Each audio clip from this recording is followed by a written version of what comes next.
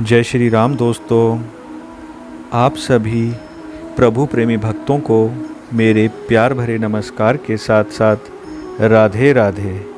दोस्तों, आज हम बात करेंगे संतान सप्तमी व्रत की। यह व्रत भाद्रपद मास के शुक्ल पक्ष की सप्तमी तिथि के दिन मनाया जाता है। संतान की उन्नति, संतान की रक्षा और संतान की प्राप्ति के लिए यह व्रत किया जाता है। इस व्रत में भगवान शिव एवं माता गौरी की पूजा का विधान होता है। भाद्रपद के शुक्ल पक्ष की सप्तमी का ये व्रत अपना एक विशेष महत्व रखता है।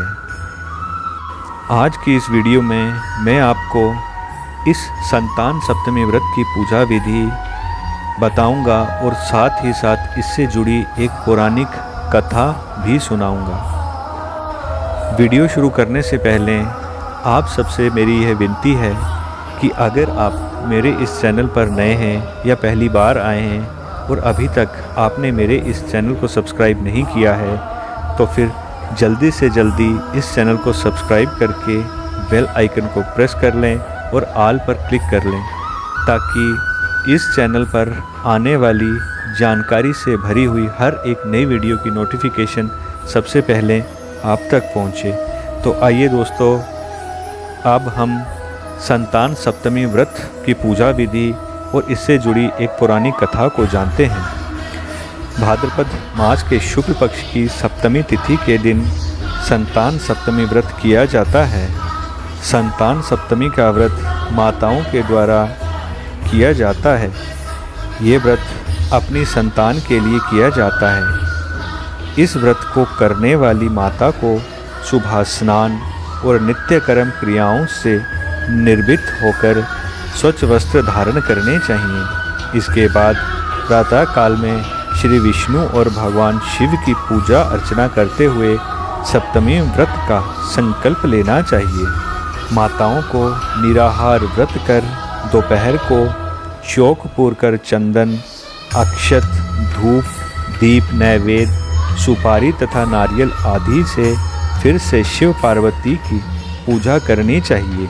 सप्तमी तिथि के व्रत में नैवेद्य के रूप में खीर, पूड़ी तथा गुड़ के पुए बनाए जाते हैं। संतान की रक्षा की कामना करते हुए भगवान भोलेनाथ को कलावा अर्पित किया जाता है और इसके बाद में इसे स्वयं धारण कर इस व्रत की कथा सुननी चाहिए। संतान सप्तमी व्रत के संबंध में एक पौराणिक कथा प्रचलित है, जिसके अनुसार एक बार श्री कृष्ण ने युधिष्ठिर को बताया कि किसी समय मथुरा में लोमश ऋषि आए थे। मेरी माता पिता देवकी तथा वासुदेव ने भक्ति पूर्वक उनकी सेवा की तो ऋषि ने उन्हें कंस द्वारा मारे गए पुत्रों के शोक से उभरने के लिए उन्हें संतान सप्तमी व्रत करने को कहा। लोमश ऋषि ने उन्हें व्रत का पूजन विधान बताकर व्रत कथा बताते हुए कहा कि नहुष अयोध्यापुरी का प्रतापी राजा था। उसकी पत्नी का नाम चंद्रमुखी था। उसके राज्य में ही विष्णुदत्त नामक एक ब्राह्मण रहता था। उसकी पत्नी का नाम रूपवती था। रानी चंद्रमुखी और रूपवती में परस्पर घनिष्ठ प्रेम था। एक दिन वे दोनों सरयू में स्नान करने गई। वहाँ अन्य स्त्रियां भी स्नान कर रही थी। उन स्त्रियों ने ही वहीं पार्वती शिव की प्रतिमा बनाकर विधि पूर्वक उनका पूजन किया। तब रानी चंद्रमुखी व रूपमती ने उन स्त्रियों से पूजन का नाम तथा विधि पूछी। इस पर उन स्त्रियों में से एक ने बताया, ये व्रत संतान देने वाला है। उस व्रत की बात सुनकर उन दोनों सखियों ने भी जीवन पर्यंत इस व्रत को करने का संकल्प किया और शिवजी के नाम का डोरा बांध लिया। किंतु घर पहुंचने पर वे संकल्प को भूल गई। फलतः मृत्यु के पश्चात रानी वानरी तथा ब्राह्मणी मुर्गी की योनि में पैदा हुई। काल अंतर में दोनों पशु योनि छोड़कर पुनः मनुष्य योनि में आई। चंद्रमुखी मथुरा के राजा पृथ्वीनाथ की रानी बनी और रूपवती ने फिर एक ब्राह्मण के घर जन्म लिया। इस जन्म में रानी का नाम ईश्वरी तथा ब्राह्मणी का नाम भूषणा था। भूषणा का विवाह राजपुरोहित अग्निमुखी के साथ हुआ। इस जन्म में भी उन दोनों में बड़ा प्रेम हो गया। व्रत भूलने के कारण ही रानी इस जन्म में भी संतान सुख से वंचित रही। भूषणा ने व्रत को याद रखा था, इसलिए उसके गर्भ से सुंदर व स्वस्थ 8 पुत्रों ने जन्म लिया।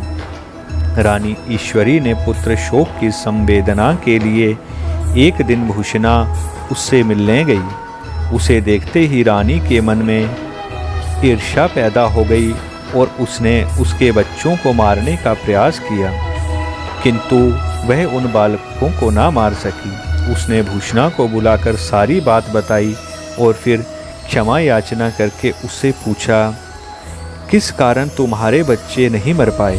भूषणा ने उसे पूर्वजन्म की बात स्मरण कराई और उसी के प्रभाव से आप मेरे पुत्रों को चाहकर भी ना मरवा सकी। यह सब सुनकर रानी ईश्वरा ने भी विधि पूर्वक संतान सुख देने वाला यह मुक्ताभरण व्रत रखा। तब व्रत के प्रभाव से रानी पुनः गर्भवती हुई और एक सुंदर बालक को जन्म दिया। उसी समय से पुत्र प्राप्ति और संतान की रक्षा के लिए यह व्रत प्रचलित हुआ। व्रत की कथा सुनने के बाद सायंकाल में भगवान शिव पार्वती की पूजा धूप दीप फल फूल और सुगंध से करते हुए नैवेद्य का भोग भगवान को लगाना चाहिए और भगवान शिव की आरती करनी चाहिए। तो दोस्तों, ये थी संतान सप्तमी व्रत की पूजा विधि और उससे जुड़ी एक पौराणिक कथा। अगर आपको मेरे द्वारा दी गई ये जानकारी अच्छी लगी हो तो मुझे कमेंट बॉक्स में ओम नमः शिवाय लिखकर ज़रूर बताएं। जय श्री राम दोस्तों।